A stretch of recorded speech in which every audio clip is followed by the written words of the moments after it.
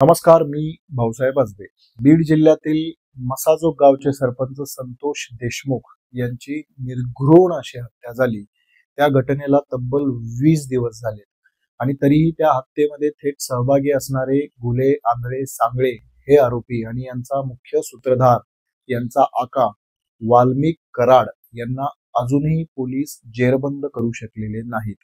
हिवाळी अधिवेशनामध्ये महाराष्ट्राचे मुख्यमंत्री तथा गृहमंत्री देवेंद्र फडणवीस यांनी अगदी राणा भीमदेवी थाटामध्ये अशी गर्जना केली होती की आरोपींना आम्ही सोडणार नाही, एआय वगैरे तंत्रज्ञानाचा वापर करू आणि त्यांना आम्ही जेरबंद करू.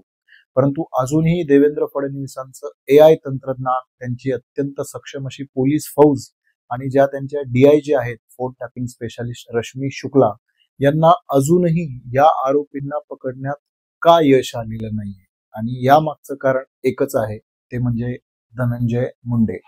हे मी म्हणत नाहीये, तर 2 दिवसापूर्वी बीडमध्ये संतोष देशमुखच्या मारेकरांना पकडण्यात यावं यासाठी एक मोर्चा काढण्यात आला होता. त्यामध्ये लाखापेक्षा अधिक लोक सहभागी झाली होती आणि बीडमधील सर्व पक्षीय नेते मंडळी देखील त्याला उपस्थित होती. त्या सगळ्यांची जर तुम्ही भाषणं पाहिली तर तुम्हाला असं दिसेल की त्यांनी वाल्मिक कराड आणि धनंजय मुंडे यांचा संबंध जोडलाय आणि जोपर्यंत मंत्री धनंजय मुंडे हे पाय उतार होत नाहीत तोपर्यंत वाल्मिकला पकडलं जाऊ शकत नाही अशा प्रकारचा सूर लावलाय. याच्यामध्ये आघाडीवर असणार जर कोणतं नाव असेल तर ते भाजपचेच आमदार सुरेश धस आहेत, जे पहिल्या दिवसापासून या प्रकरणाचा पाठपुरावा करतायत. वाल्मिक कराड आणि धनंजय मुंडे यांचे काय संबंध आहेत आणि कशा पद्धतीने धनंजय मुंडे हे वाल्मिक कराडला प्रोटेक्ट करतायत यावर ते वारंवार बोलतायत. धनंजय मुंडे आणि वाल्मिक कराड यांच्यामधील संबंध नेता आणि कार्यकर्ता असे नाहीत किंवा मतदारसंघातील एखादा समर्थक जो कधीतरी नेत्यापाशी येतो आणि सेल्फी किंवा फोटो काढतो अशा प्रकारचे नाहीत. त्यांच्यामध्ये नेमक्या काय प्रकारचे संबंध आहेत याच्यावरती प्रकाश खरं तर पंकजा मुंडे यांनीच टाकलेला आहे.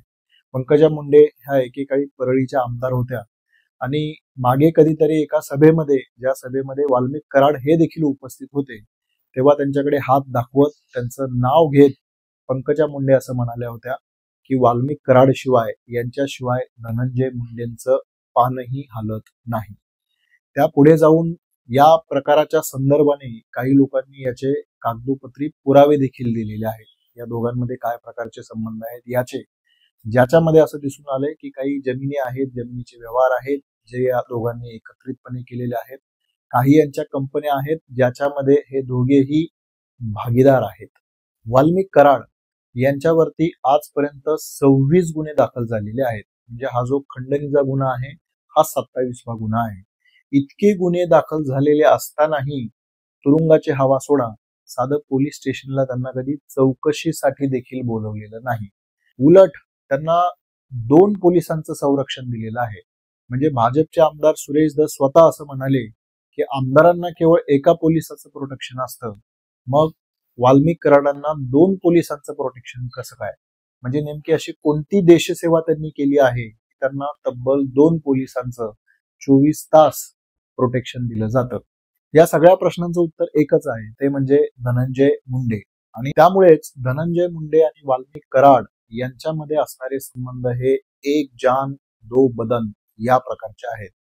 म्हणूनच सगळ्यांकडून अशी मागणी केली जाते की जोपर्यंत धनंजय मुंडे हे पाय उतार होत नाहीत, मंत्रिपदापासून दूर जात नाहीत, तोपर्यंत वाल्मिक कराड आणि इतर जे आरोपी आहेत त्यांना पोलीस जेरबंद करू शकणार नाहीत. कायद्यामध्ये एक सुप्रसिद्ध सूत्र आहे, Caesar's wife should be above suspicion. याचा अर्थ असा होतो की सार्वजनिक जीवनामध्ये सत्ता पदावर बसलेली जी व्यक्ती आहे ती कोणतीही चुकीची गोष्ट आपण किंवा आपल्याशी संबंधित इतर कोणतरी करतंय या शंकेपासून ते दूर असले पाहिजे, ते लांब राहिले पाहिजे. आणि देवेंद्र फडणवीस हे शिक्षणाने वकील आहेत, कायद्याचा त्यांचा गाढा असा अभ्यास आहे, त्यांना हे सूत्र खूप चांगलं माहिती आहे. तरी देखील देवेंद्र फडणवीस यांनी धनंजय मुंडे यांना मंत्रिपद का दिलं? म्हणजे मुख्यमंत्री म्हणून त्यांचा हा अधिकार होता. ते धनंजय मुंडे यांना सांगू शकले असते की जोपर्यंत हा विषय पूर्णपणे क्लिअर होत नाही तोपर्यंत तुम्ही वाट पहा, त्यानंतर आपण तुम्हाला मंत्रिपद देऊ. परंतु देवेंद्र फडणवीस यांनी तसं केलं नाही, तर त्यांना अत्यंत मानाने त्यांनी मंत्रिपद दिलं. म्हणजे पहा, त्यांच्याच पक्षाचे आमदार सुरेश धस हे अत्यंत पोटतिडकीनं अगदी घसा कोरडा होईपर्यंत सभागृहामध्ये ही हत्या आणि या हत्येमधले जो मुख्य सूत्रधार आहे त्याच्याविषयी बोलतात. हे सगळं देवेंद्र फडणवीस ऐकतात, त्यावर उत्तरही देतात आणि तरी देखील धनंजय मुंडे यांना मंत्रिपद देतात. आणि म्हणूनच जर धनंजय मुंडे मंत्रिपदी राहणं हा जर तपासातील अडथळा असेल तर याला जबाबदार देवेंद्र फडणवीस आहेत. आणि 20 दिवस उलटूनही जर यातला मुख्य सूत्रधार सापडत नसेल, पोलीस यंत्रणा त्यांच्यापर्यंत पोहोचत नसेल, तर या खात्याचे, गृह खात्याचे प्रमुख म्हणून देवेंद्र फडणवीस हेच याला जबाबदार आहेत. बीड जिल्ह्याचा बिहार झालाय असं जेव्हा म्हटलं जातं तेव्हा त्याचा अर्थ असा होतो की सत्ताधाऱ्यांशी संबंधित लोक हे राजरोसपणे गुन्हे करतात, हत्या करतात आणि तरी देखील सत्ताधाऱ्यांकडून त्यांना आणि त्यांच्या आकाला संरक्षण दिलं जातं. सरपंच संतोष देशमुखाच्या हत्येच्या प्रकरणातही नेमकं तेच घडतंय का असा प्रश्न बीडला आणि महाराष्ट्राला पडलाय. त्याचं उत्तर देवेंद्र फडणवीसांना द्यावंच लागेल. तुम्हाला हा व्हिडिओ आवडला असेल तर लाईक करा, शेअर करा आणि थँक्यू.